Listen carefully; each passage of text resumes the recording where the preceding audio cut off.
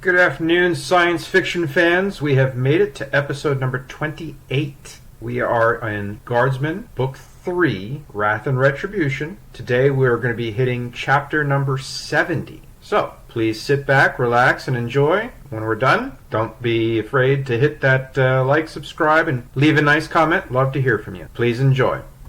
The Guardsman, Book 3, Wrath and Retribution, Episode 28, Chapter 70. Chapter 70. Samson's applied sciences project was turning into a nightmare. The shop rooms were tucked away in the bottom of the academy. Each was reserved for a single student per grade. They were shared over year levels, but with the ever-decreasing class sizes, Samson's class was by far the largest. The 5th year was the first year that practical science classes left the standard classroom. Each student room was shared by 3 Guardsman candidates, but they were all from different levels of their education, so there was less chance of cheating or collaboration. The rooms were accessible only to the 3 assigned students, the staff, and the professors. Outsiders could not enter the rooms except in emergencies, and the double security doors prevented theft and those unscrupulous, academically dishonest students sneaking looks from acquiring anything useful. The older students in his room kept vastly different schedules, so Samson rarely saw them and was never disturbed when they entered. They had their own projects to worry about, beyond their absent hello to a fellow student who probably would never reach their level thanks to the 50% annual attrition rate.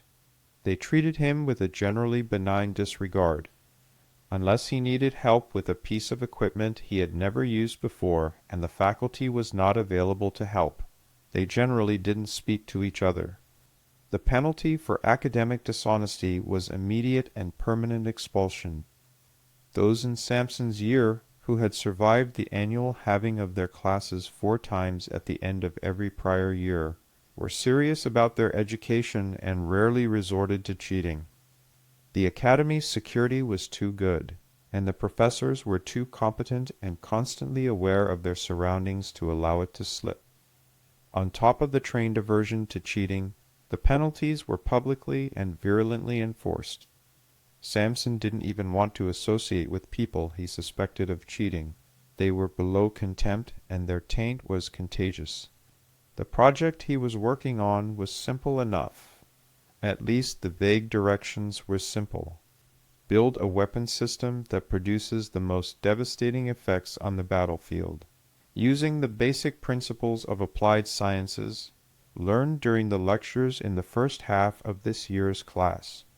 That simple sentence, a long explanation, scrawled on his assignment pad, formed a simple stick with a weighted end and pointed at the opposite and was dashed by the grading criteria. The finished project had to be made of only the items in the shop rooms. No external components allowed and would result in disqualification and failure for the term for academic dishonesty.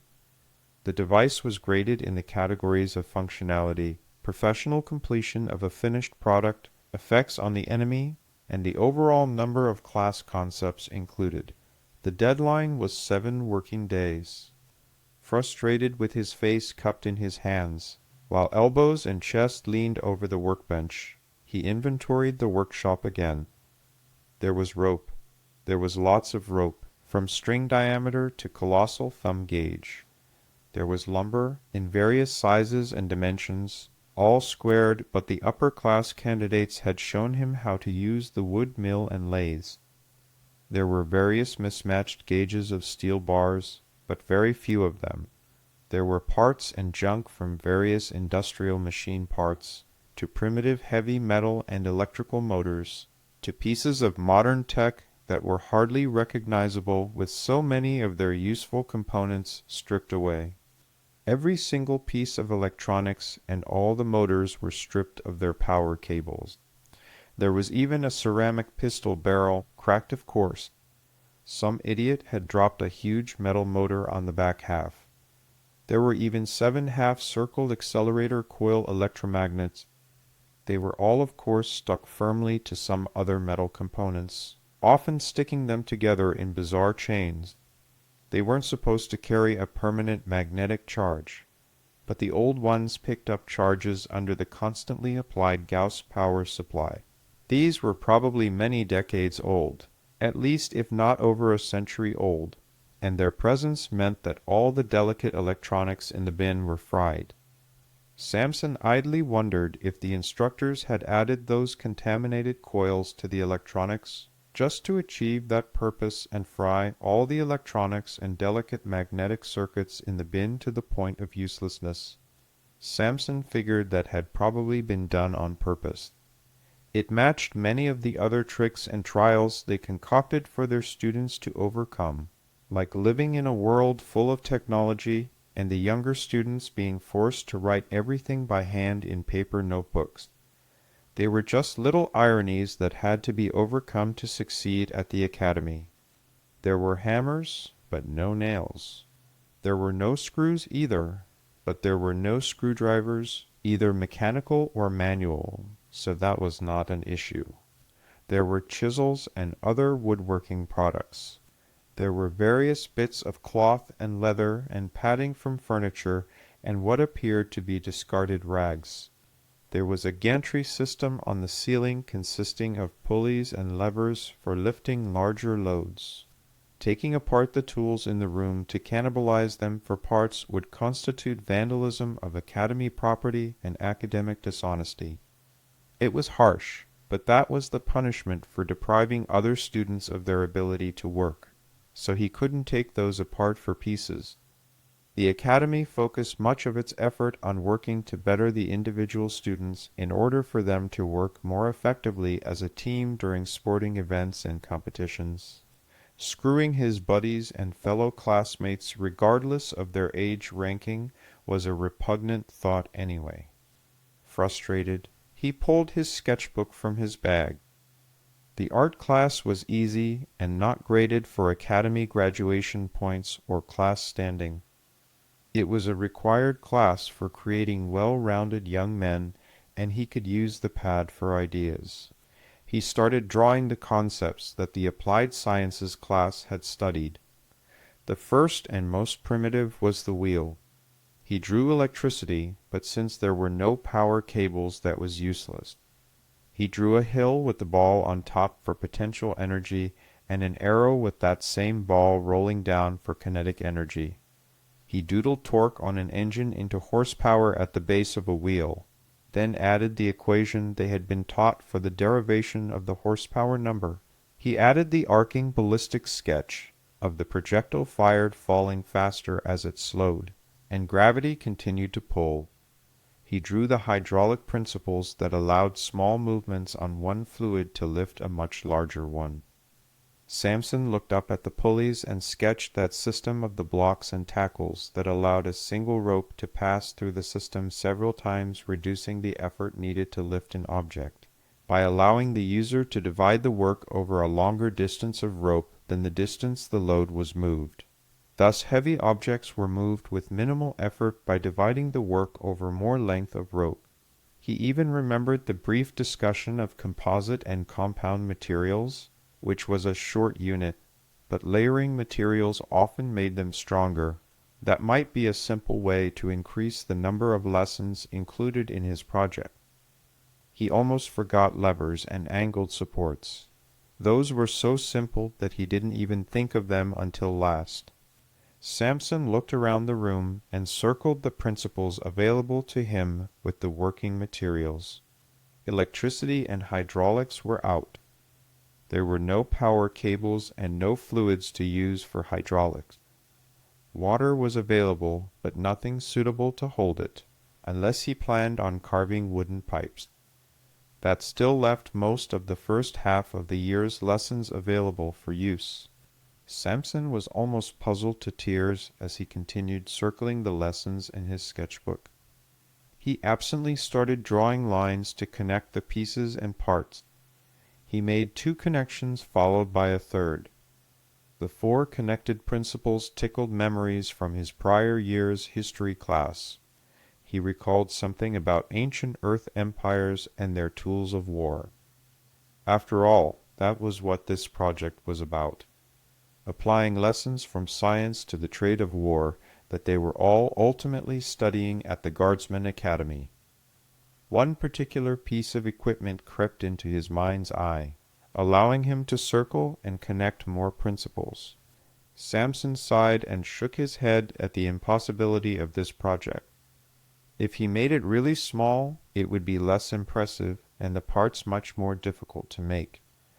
If he made it the correct size, it would be impressive, functional, and would surely score high marks. But the thing would be huge and lots of work and dangerous. Very dangerous. While his internal debate raged between building the model or full size, he dropped the illustrating pencil on the sketch pad.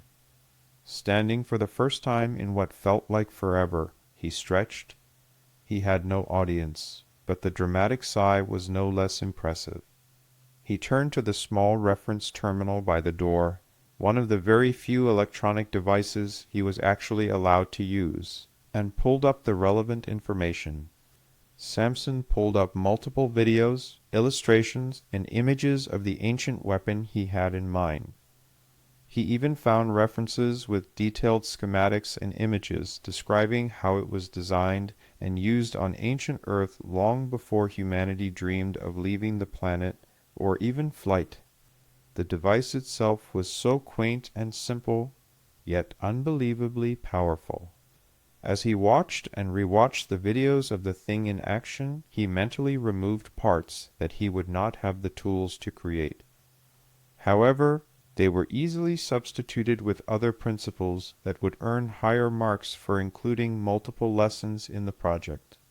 Samson smiled a mischievous grin and chuckled to himself, "This thing is just too cool not to build full size." The overwhelming magnitude of the project began to sink in, crushing the prior moment's elation. The 11-year-old Samson wanted to scream. He didn't want to settle for something second-rate, but the deadline, only 1 week, would make this a very difficult project. The Applied Sciences class was his 7th-hour-long block of instruction of the day. His academy class had art appreciation and illustration for their last hour-long class every day. His Earth history class was his 6th class of the day. His mandatory graded competitive sports seasons were at an end, so he didn't have to worry about that, and his martial arts training was in the early morning before breakfast this year, so he had no physical activities this week to interrupt his work. The art class was only graded on a pass-fail basis, so while the thought of failing such an easy class was revolting on principle, it could be done and not affect his chances of graduating. The history class was taught by a crotchety old retired guardsman. He was a tough old man and less forgiving than the concrete floor under Samson's feet. Samson sighed again, circled the planning stages of his work on the screen, kept it open for later reference, and flipped it over to the side. He called the COM functions, and before he thought about what to say, he sent a message request to his professor. Samson had wanted to leave a simple message. Samson wanted to not ask at all. Samson had no idea the professor had that hour for a break. Samson was shocked when the old man not only received his message, but converted it to a video conference. "To what do I owe the pleasure of your calm, candidate Rockpoint?" Samson stammered, I.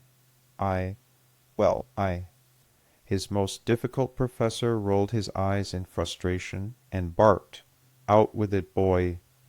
The retired guardsman narrowed his eyes briefly and flicked his right index finger across the side of the screen.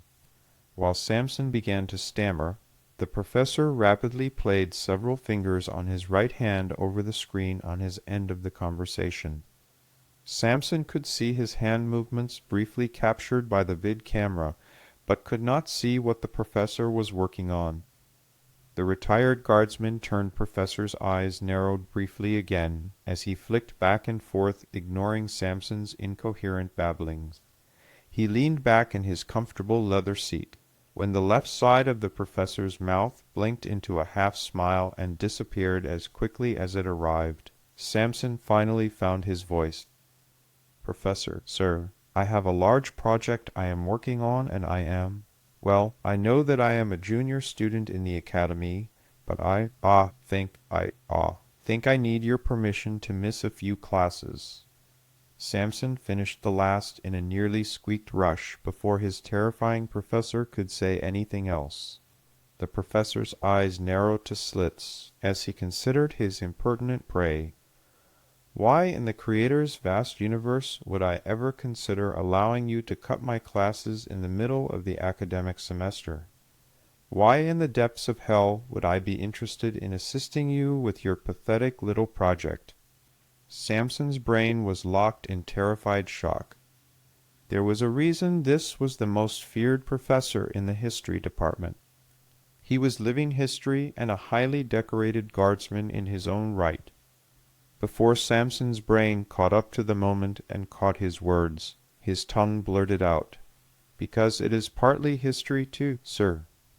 The history professor questioned with his calm, dangerous tone, "And why would I be interested in excusing you from my class over your silly little applied sciences project?" The 11-year-old Samson missed the professor's clairvoyant knowledge of what he was working on, and answered the question without hesitation. "Well, sir, because I need to build something for my project, and what I am thinking of will not be easy to build, and there is a lot I will learn about practical history by building it." The professor leaned forward. His eyes flicked to the lower left of Samson's screen as he calmly placed his forearms on his desk while leering at the boy.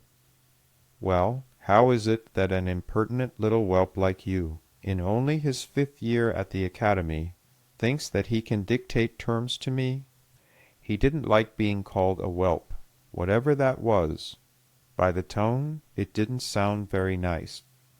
Samson started getting frustrated and blurted out, "Well, sir, it is an important project."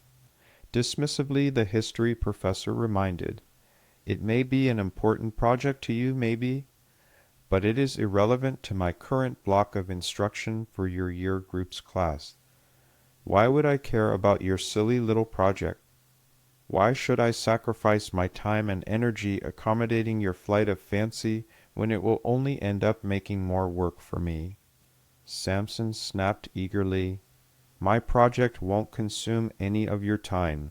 I promise, Professor." Exhaling and rolling his eyes at the youngster in abject exasperation. Only a child like you could possibly believe that something like this would not have repercussions for others. He paused, and his razor-sharp eyes drilled into Samson, before he maneuvered for what Samson knew would be a killing blow.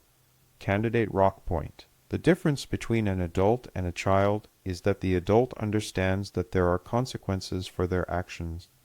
You are obviously still a child since you assume your actions have no consequences for yourself or others. I ask the child before me again, why should I allow you to waste my valuable time, cut my class, and work on something outside of my scope? Samson realized in that instant that he was a child, and behaving like one. That nugget of wisdom struck him harder than anything else anyone had ever said to him in his entire short life. While that was all sinking into the boy's head, the professor leaned back in his chair and watched the thoughts tumble into place and the change happening in the boy turning into a young man.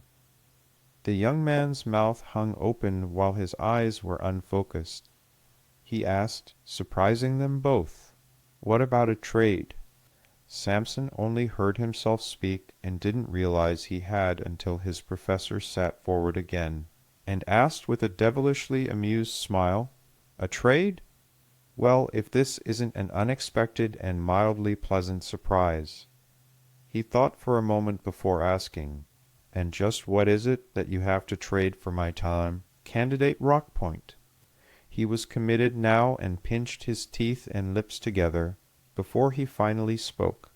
"Sir, I would very much like to trade your acceptance of my applied sciences project for 1 week of class time. In return, if you don't like the final project results, you can fail me for the year's lessons. A failing grade for a primary subject like history was a death sentence for most students. They would not have the grades to recover and pass the year's 50% culling. This was particularly interesting to his professor since it was coming from such a highly placed student, willing to risk everything. The professor very calmly, with none of his usual bluster and bravado, spoke to Samson deliberately and with concealed concern over a prize student making such a desperate offer. Do you know what you just asked, candidate? He would have to hold Samson to his word, or the young man would never learn anything from this lesson. Or worse, if he wasn't held to his word and passed anyway, would learn completely the wrong lessons. Samson offered, "Yes, sir. If I fail to impress you with my work, I will have a failing grade in your class. In addition to your failing grade, I will suffer a major setback in my applied sciences class. The two combined will make it very difficult, if not mathematically impossible, to pass my year and remain in the academy for next year." Samson couldn't see it, but a shudder of regret at possibly losing such a fine student gave his professor a pause, while at the same time invigorating him with the prospect of a win-big-lose-all wager to make life interesting. The professor replied with his terrifying dignity fully in place, "Very good, young man. You understand the consequences of your actions. The trade is fair." Switching back to his overwhelming swagger and confidence, the professor continued, "I get the amusement of seeing you squirm trying to produce something of interest to me, and you are in danger of absolute and catastrophic failure if you don't succeed. That should be sufficient motivation for you, and I think that is a fair trade for my valuable time." The professor smiled evilly. "I'll see you in a week at your demonstration, Candidate Rockpoint." The screen blanked in front of Samson's face, leaving him startled and alarmed as his professor abruptly cut their connection. The calm to his only female instructor, his art teacher, was easy. After the panic-induced heart attack he had suffered from his history professor, the willowy smiling woman asking for illustrations and to see the demonstration of this mystery project was as easy as a spring breeze to Samson. The art teacher was an auxiliary to the academy. She was not one of the standard retired guardsmen and permanent faculty, or active and rotating guardsmen who pass through. She could afford to be nice because her class didn't mean anything to graduation, and opening young minds to the arts was her passion. Since she was good at what she did, she also made a decent living, and the academy kept her around year after year. After the amiable conversation with his art teacher, he turned back to the bench and started sketching the principles he could use in his art sketch pad so he wouldn't have to duplicate his work later. The ballistics, levers, torque, potential, and kinetic energy were easy. Since there was no metal working or the specific components he would need, he decided to use a pulley system to replace most of the steel components. Applying wheels would be a problem, because when the thing fired it would roll all over the place, so he devised a system of stakes and blocks to stabilize the recoil. The most difficult and dangerous part of the whole project was the creation of the rope tension springs. They had to be exactly metered and perfectly balanced, or the thing would rip itself apart. He knew that from the start and decided to build the frame first. By the time he finished the frame, the arms, the carriage, and the elevation mechanism, he realized the rope springs only needed to be tight. The torque would develop from the length of the arms and the distance of the pull along the frame. There were only 3 of them allowed in that room. The only visitor he had during the whole process was the 11th year student with whom he shared the room. Samson hadn't seen the 7th year student that he and the senior 11th year student shared the workshop with for the whole week. Samson was struggling with weaving the rope spring around the arms. The thick lumber of the main housing made the section extremely heavy. The wooden arms were both as thick as his legs, and only a head shorter than he was.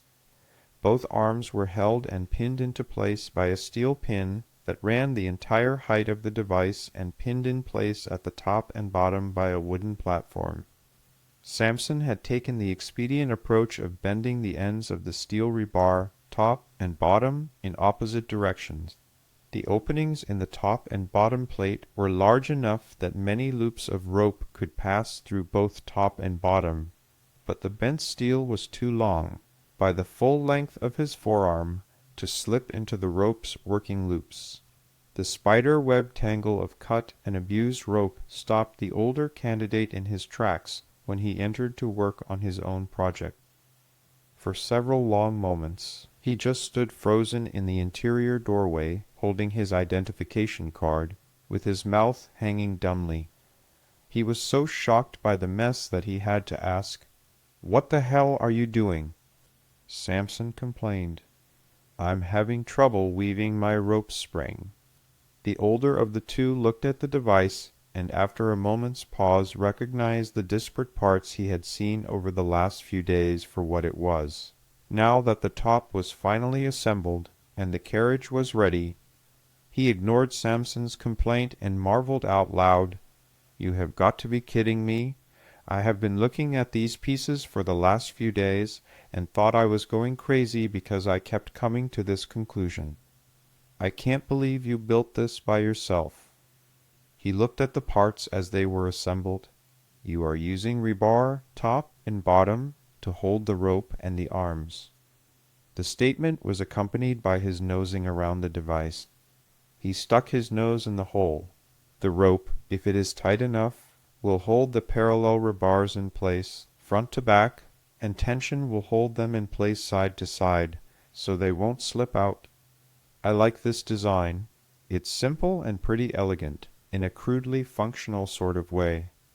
Samson allowed the inspection to continue, uninterrupted. They could both be expelled for academic dishonesty if anyone found out another student was looking over his project and making corrections. That was a gray line that made him very nervous. The senior student tapped the central beam that was now framed by the blocky arm housing. "It is the nose to the front, yes?" He had not really asked the last question as a question. It was more of a statement of fact that Samson could correct if the older student was incorrect, so Samson remained silent. The older boy pulled back the right arm as it hung wide from the blocky body of the weapon, and let it fall back into a relaxed position. Samson didn't need to reply as the other student continued his inspection, nodding his head in the affirmative. The senior student offered, "I'll tell you what, sweep up this mess and I'll help you weave it. This thing is too cool to pass up helping. If you don't ace this applied sciences project, I will eat my shoe." Samson demanded, "How do you know what my project is?" Samson's indignant question was met by a smile and a laugh before the friendly hand landed on Samson's shoulder, pushing and pointing him to the broom. "I was in 5th year applied sciences myself, once upon a time. Clean up your mess, candidate. If I remember right, you have the rest of today and tomorrow to work, and present Monday. The sooner you finish, the sooner I can work on my project. You are taking up the whole shop, you know." Samson pushed the broom, and his new helper continued to inspect the components. Samson stated plainly, "I'm having trouble getting the rope lengths right." Without looking up from his inspection and mental assembly of parts, the older of the two stated simply, "Then don't." Confused, Samson asked, "What do you mean?" The older student offered, "You are trying to get individual ropes into place and cut to the right length. Make it simple. Follow the principle that made you successful in the rest of your design. Use one long rope that you pre-measured by wrapping it the number of times around your rebar supports." He tapped the center of the top piece as it lay on the floor. Secure one end of the rope here with enough to tie. He walked around as he dictated actions with his hands. Wrap one side spring. Loop under. He walked around the device, still pointing. Wrap the other side spring. When you are done, he was back at the top. Tie off the two ends up here on the top, so you only have the one long rope tied together into a loop. Knot 10,000 shavings and knots. Use a series of half-hitches or some other no-slip knot to close the rope together. You will have less chance of failure and literally fewer loose ends to worry about. The older student smiled at his own joke as he continued to ignore Samson and pace around the parts. Understanding dawned on Samson. For the first time in a week, he was able to conceptualize the solution to that particular problem. He wanted to slap his own forehead. The older student wondered out loud, "This thing is going to be so cool. I can't believe you built this by yourself." After Samson finished sweeping his mess, the two spent several hours passing rope back and forth to each other. The thick, heavy framing components offered the advantage that the operating components in the device were open and easily accessible. The thick-gauge lumber Samson used gave the whole machine a decidedly intimidating presence and weight. The relative silence was broken when Samson meekly asked the question he had feared for the last hours. "What are you going to say if we get asked if we were dishonest on this project?" The older boy smiled as he leaned back on the floor with the rope tightly clenched over his chest, with his feet pressing down on what would become the top cross members when the project was finally assembled. "I'll tell them I helped you clean up." Samson scurried over to pull the end of the rope through the top, then bottom holes before looping it back to the top. The older boy pinned the bend Samson had just made in place with his foot while waiting for the rope to arrive. The time-consuming process was paying off. The rope torsion spring fully encompassed the arms. The older boy slipped his grip on the rope and pulled back in a tight bodybuilder's row with his full body extended, hands clenched, holding the rope tight over his chest, and bleeding sweat. Samson repeated the process and pulled the slack back around. Samson informed the older student since he had been keeping count of the loops. "Next to the last loop." He fussed over the explanation and corrected, "This isn't cleaning up." The older student smiled through his grit teeth and poured sweat. "Sure it is," pulling again so his knuckles went white and the rope could twang. "I'm helping you get this mess out of here, which cleans up the workshop. It just depends on how you look at the solutions to the problem." Samson was a little confused by that, but the logic worked in a strange way. "Maybe I'm just tired," he thought to himself. As he pulled the last time, the older boy instructed, "Pull the arm up a little and add some tension. I need to slip this past the rebar hook and over the top. I'll secure it on the far side, and you release the arm. When you release it, untie the starting end. Loop it over the line I'm holding. Then I need you to tie it off like I showed you. Do you understand?" Samson nodded. The older student offered, "Good, 'cause I'm getting tired. Here we go." The tension on the arm was unreal. Samson could hardly move it. It did move just enough for the rope to slip behind the bend in the rebar. When it snapped into place, the direction changed, as the loose end was pulled over the top. With his feet again firmly planted, the older boy pulled again. Samson quickly untied the starting end from one of the vertical supports and made 3 tight half-hitches as quickly and tightly as he could manage, in the tightly held length. When Samson looked up from his third knot, the senior student fell back to the floor, finally relaxing.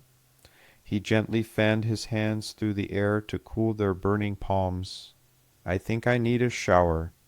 Thanks for the workout, Samson." Samson shook his head smiling while the older candidate left, without starting his own work for the day. The next day was a break day. He would do his project then, so he would be back to a clean workshop tomorrow. Samson attached the rail system. He braided the string out of a composite like the rope springs and finished the wheeled carriage. The two heavy wooden pegs fit snugly into the carriage, the base of the rail and the front of the headpiece. He pushed the carriage into position under the ceiling pulley system. He hooked up the upper half of the device as his stomach fluttered, worrying that the top and bottom would not fit. That worry disappeared as he kicked the carriage into place while lifting the chunk of wood, steel, and rope onto the base. They fit perfectly. He had measured correctly, and the pegs slipped in without a problem. The project was easily as tall as he was when it was assembled. Samson walked in front and marveled at what he had created. It looked nothing like the images, but it was close enough to recognize it for its lethal purpose. And the thing just looked mean. Samson tested the elevation block and lever system. It passed nicely. All an operator had to do was drop blocks out of the lever at the back of the slide, on the bottom underneath the body, and the elevation increased from 0 to almost 20 degrees. Samson installed the pulley and crank behind the sliding cup he had woven into the string. He didn't like the H-shaped crank he had built, but a circle like the pictures he researched was more time-consuming than he wished to spend on that minor part. The vaguely rectangular crank still allowed him to roll the rope from the pulley system behind the string. Most critically, it allowed him to lock it in place by pulling the crank to himself to catch the bent end of the rebar, so it rested firmly on the far side of the carriage. This maintained the tension on the pulley and kept the string drawn until he was ready to fire. Samson tested the string and pulley system by winding the crank. He drew the rope laboriously slowly through the pulleys. He finally stopped when the ropes began to creak, and he was encountering resistance. He pulled, and the bent end of the crank's rebar rested serenely on the far side of the carriage. He was grossly unsatisfied with the firing mechanism. It seemed almost anticlimactic, but matched the simple expedients he used in the rest of his design. He used the strong but thin gauge rope between the operating end of the pulley and the string. He simply tied a forearm-length loop between the pulley and the string. He happily walked around his creation and picked up his scissors. Careful to keep his hands and body as far back as possible, he leaned in to cut the top run of the trigger loop. Several things happened at once. The tension released catastrophically, releasing a thunderclap in the small room. The block and tackle kicked back at an alarming rate against the back wall of the workshop. Samson dropped the scissors. He pissed himself and ran from the room as fast as he could with his ears ringing, and didn't stop until he was safely locked in his room. The next day he was too scared to visit his creation. All he did was worry about the monster he had created. He dreaded class. Failure was not something he had ever dealt with. His history professor only glared at him the whole history class before his applied sciences, but said nothing out of the ordinary as Samson showed up for the first time in a week. The walk from history to his applied sciences class was like the walk of the damned from a holding cell to the execution chamber. Not only was he facing failure in applied sciences because he was too scared of his own project, but his history professor followed him every step of the way like an evil shadow. The applied sciences professor was a rotating guardsman. He was much younger and junior to the history professor, who strolled in behind Samson. He asked simply, "Sir, can I help you?" Samson fell miserably into his desk, only to hear his history professor's evil humor. "Oh no, not really. I only have a little wager with one of your students, and I would like to see which of us will win." Samson couldn't see it, but the history professor pointed at Samson with his chin from the back of the room where the other students couldn't see. For the first time, Samson looked around the room and saw everything from bows and arrows to crudely hammer-made rebar swords and shields, to axes and pikes fashioned out of various hammered metals. One classmate had even created an interlocking ringed suit of armor from the smallest gauge rebar available, soldered into rings, pressed and hammered smooth. Samson knew he was in trouble when his applied sciences professor skipped calling him candidate and instead said, "Samson Rockpoint, where is your assigned project?" Crestfallen and utterly miserable, Samson admitted his failure. He was completely unable to look his professor in the eyes, which was an enormous breach of etiquette. "Sir, I tested it on Saturday. It works. I. By Academy rules of etiquette, he had to be completely honest. "Well, sir, I pissed myself and ran away." He didn't even get to finish the part of his story about locking himself in his room or leaving it in the workshop. His classmates were all laughing too hard. The active duty guardsman at the front of the room had enough of the malarkey and bellowed to the class, "Shut your noise holes." When the room was silent an instant later, he asked, leaning forward, like the predator he was, "Candidate Samson Rockpoint, you will answer my question immediately. Where is your assigned project?" He was even more miserable now. This part was almost as embarrassing as telling the class he had pissed himself. "Sir, it's stuck in the shop. I can't get it out of the door of the shop. It's too big." The professor leaned back. His eyes were on fire as he contemplated the presumed lie. "Fine," he announced to the class. "We are going on a field trip to see this mystery invention. Lead the way, Mr. Rockpoint, if you please." He grinned evilly as he gestured calmly to the door. Samson's renewed death march continued down the corridor, down 2 flights of stairs, up and back along the workshop corridors until the class and 2 professors reached his door behind Samson. He hesitated and said weakly, "Sir, students aren't allowed in workshops." Growing furious at that young man's impertinence, the applied sciences professor snapped completely, "Shut the hell up, open the goddamn door, and stop stalling Candidate Rockpoint. I am about a micrometer away from dragging your sorry ass into the expulsion board for a laundry list of offenses." Utterly defeated, Samson unlocked the outer door and admitted the class. When he cracked the inner door and started to step into the workshop, as they flooded in, one of his classmates in the lead of the pack chuckled. "Oh my God, the idiot did actually piss his pants. Can you smell that?" The laughter stopped more abruptly than it started when the applied sciences professor began in a slow, long-drawn-out, and low-pitched growl. "Holy shit on a stick!" Samson turned around from opening the door, in time to see his professor's eyes wide and brilliantly lit with excitement. "That's the coolest thing I have ever seen in my life. We just got to try out this thing. This thing looks like it really works." As the class poured into the room, the babbling sea of voices was lost on Samson. He could still smell his own piss and shame, and that was all he could think about.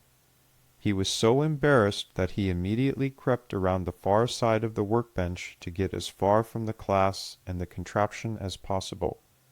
He cut and shuffled more lengths of the trigger ropes to occupy his hands. The hand on his left shoulder startled him to look in that direction. His history professor spoke quietly, but was still easy to hear over the dull roar of the class. "I think it is safe to say you won our wager, and you are still passing my class." Still miserable and shocked, Samson replied, "How can I be passing your class? I can't even get the stupid thing out of the room." For the first time since he met the men, Samson saw his history professor smile a pleased smile with no real malice or sardonic intent as he prepared to torture one of his students. He saw the cords that Samson was preparing and laid a few lengths out for Samson to cut. "I think our young science professor will think of a way to remove your device from this room in short order. He wants to play with your toy, more than you do apparently." Samson looked back up from his cord, with questions written all over his face. His history professor informed Samson, "Don't worry about that.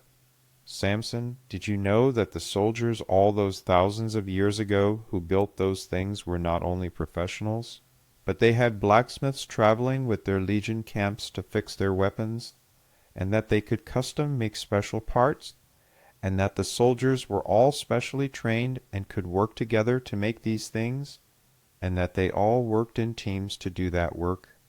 Samson shook his head no. The history professor nodded. "Building those monsters was a team effort. Do you realize that in a week, you alone, using only the components in this shop, created a piece of siege equipment? You built a full-size ballista." Amazingly, he smiled again, slowly shaking his head up and down with a pleasant little smile. "I really didn't think you could pull it off." Now Samson was really confused. "What do you mean you didn't think I could pull it off? I didn't tell you what I was building." That seemed to amuse his history professor, when he responded, "When you sent me that calm message you attached all those plans by accident. I knew what you were thinking about. I just didn't think you could do it in a week. Maybe a month. I gave you credit for that. I will admit I was considering ways to give you a way out of our wager, but not a week. I had no idea you could do it in a week." Samson recalled the conversation and realized his history professor must have been playing with the research he had done on his own side of the screen during their conversation. Samson and the history professor looked up to the sound of the applied sciences professor on the workshop's comm. "Oh no, send a bunch of guys? This thing is frickin' huge. No, we need to take it up to the real range. And get something for ammo. No kiddie ranges for this mama. Right, thanks. See you in a minute."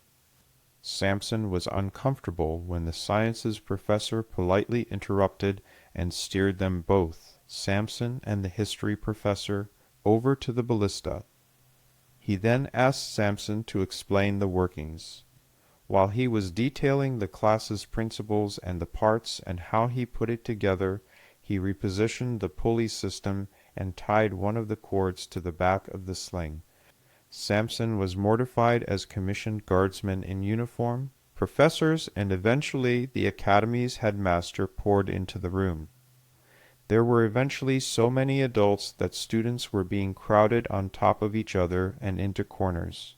His classmates were crowded out of the front row almost entirely, leaving him to explain how to take apart the ballista for transportation to the Guardsman heavy weapons training ranges on the upper levels of their building. Explaining all that to adults was nerve-wracking. Just the thought of trespassing on the restricted training levels of the Empire's elite soldiers set his hands shaking. Before he knew it, his project was gone like it had never existed. Had he blinked, he would have missed it. While his two professors were trying to herd him out of the room and up to the ranges to play with the new toy, he ducked under them, picked up a handful of his tie cords, and slipped his scissors into his academy uniform pocket. The absurdity of the thing left him feeling like he was floating along the corridors and up the elevators his year group was not allowed to use. They traveled up and up to the levels he would ordinarily never access for at least another 7.5 years. The room he was led to was the biggest single space he had ever seen when not looking out a window. The room was easily 300 meters long and 150 meters wide, with a 50-meter ceiling. His class was looking confused and lost, huddled against the back wall under several floors of overarching observation decks over and above their heads. The floor of the room was covered with sand and grit and reeked of something acidic that many years later he would recognize as massive quantities of explosives residue. There were odd, partially formed buildings and structures scattered all through the open space, often overlapping, but still well spaced. The partial structures looked like hastily constructed buildings from concrete blocks. 5 armored guardsmen stepped silently around the startled boy. He hadn't even heard them until they were past. Their automatic grenade launchers pointed down the range. Unknown to Samson, they had received a ceasefire range closed notification that had pissed them off fiercely. It had even resulted in a profane shouting match over their comms between the senior guardsman and the range control officer. But when they saw the new toy, they were as curious as the rest of their gathering brothers. The armored heads nodded to the academy headmaster as they passed him. They were somewhat placated about losing their range time. Samson became concerned when guardsmen began showing up with things was the best way Samson could describe them. One had a bowling ball, another had a frozen chicken, another had a piece of stereo electronics, and the whole affair was turning into a madhouse, and he was at the center of it. And he didn't like it at all. Samson was asked to explain the working model ballista to everyone present. Since the range was closed, the press of adults and students alike spilled onto the firing range itself. Samson talked through the various concepts from class and their application, from the wheels to ballistics to the levers in Taark. His applied sciences professor and the headmaster nodded repeatedly as he enumerated his lessons. His history professor leaned against the wall and was silent, with a small smile. The students watched silently, wrapped in their assorted gaggle of forgotten applied sciences projects. Samson stepped around the back right of his ballista to his most irritating H-crank, all while explaining the pulley lever and its purpose on the machine. It was set up against the back wall, and between 2 of the widely spaced building support columns sheathed in extra thick ballistic armor. Samson continued to talk as he laid the pulley and its ropes smooth and flat behind the relaxed torsion arms, then retied one of his cords to the base of the sling. With the pulley secured with light tension to the ballista's bowstring, Samson explained the elevation mechanism on the bottom and how the lever system increased the elevation from 0 to approximately 20 degrees by slipping angular blocks into place in catch notches, dropping the back of the device. Once it was locked into place, with the elevation set in the rear and locked into place in the front, Samson explained that you add tension to the rope springs. While he pulled the crank and laboriously pulled the tension into the device, the 11-year-old Samson ran out of things to explain. He cranked as fast as he could, with nothing else to fill in the time, as he felt hundreds of eyes clawing at his back, and he watched the arms inch back as the cables he was using for a string slowly pulled the bowstring back to the rear. Finally, the popping of the tension springs was nerve-wracking enough that he twisted with the last of his strength and pulled to set the bent locking bar into place along the carriage. He ducked past the firing point and explained that he would load and fire from the opposite side, so he didn't get hit by the crank if it slipped. He stood straight and shrugged, indicating he was done with his presentation. Samson really didn't know how to end a presentation in front of guardsmen, some of them in armor with real grenade launchers in hand, teachers he had never met, administrators, and the academy headmaster. He knew how to deal with classmates, but this was something new. The armored guardsman with a cleared grenade launcher lazily slung over his shoulder pointing down range in the front of the crowd barked through his suit's external speakers, "Clear down range." All the people who had gathered at the front of the ballista scattered to the sides of the open range. While Samson was watching them move out of the way, one of the spectating guardsmen, The one with the bowling ball stepped forward and loaded his siege weapon. Since a guardsman placed it, Samson shrugged and figured it was okay. The academy headmaster blinked several times, pointing into the air, but bit his mouth closed and remained silent, as he considered the process. The history professor buried his face in his hand and shook his head with his eyes firmly closed. Samson aligned the siege engine one last time with a concrete wall down range, the near side of 3, on a partial building about 200 meters down range. He had no idea what the ballistics results would be, so the 5-degree elevation was probably fine. The worst case was that they could walk down the range and pick up the bowling ball from the concrete dust and sand floor and fire it again, with more elevation to reach the target. Samson turned and asked his applied sciences professor, "Should I fire it?" Samson's professor shrugged and told him, "We are out of the way and waiting for you. The range is clear for the demonstration." Samson shrugged again, faced his looped cord, pulled his scissors from his pocket, and leaned towards the looped trigger rope. The adult bellowed, "Stop!" Samson jumped and spun around facing his science professor. The question followed, "Is that how you cut the cable last time, Candidate Rockpoint?" Not knowing what to say and vividly recalling the last time and his wet pants, he only nodded in the affirmative. The professor looked around at Samson's classmates and their implements before he borrowed one with a serrated blade at the end of a long, finely carved spear. With a brief word of thanks to his classmate, Samson turned back to the ballista and at the length of the pole began to file through the cord. Samson was intent on cutting the cord so he could get out of the spotlight. He knew what happened when it fired. The spectators leaned in to watch, but maintained a respectful distance. The deafening crack of the released energy, the pulley system slamming into the back wall, and the slamming forward of the torsion arms were instantly drowned to nothing by the catastrophic crash from downrange.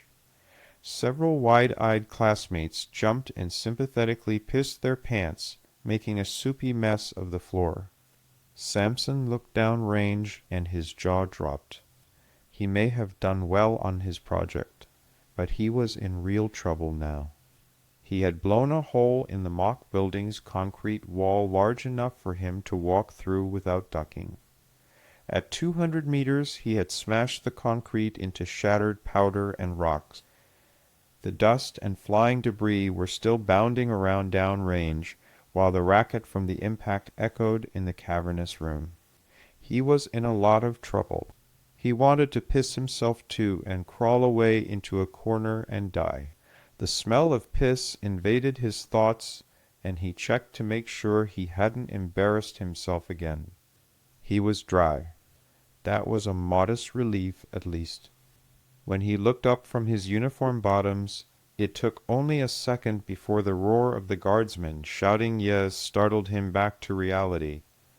The absurd cheer lasted over 30 seconds. The headmaster was standing wide-eyed with his left hand clasped over his mouth. Samson's class was looking around nervously, trying to avoid the urine that was pooling by their feet, unsure of themselves in the presence of what they were rapidly beginning to consider as a pack of certifiably insane guardsmen. Samson's history professor was smiling and laughing silently to himself while shaking his head. A reassuring hand landed on and pat Samson on the shoulder several times, and as he looked up, his applied sciences professor smiled down at him. "I think it is safe to say that you passed this class." One of the guardsmen from the crowd enthusiastically shouted, "Shoot the chicken next." Thank you very much for your attention. Appreciate your listening. When you get a chance, please come and hit the like, subscribe, leave a comment, and check out the book for real down in the description.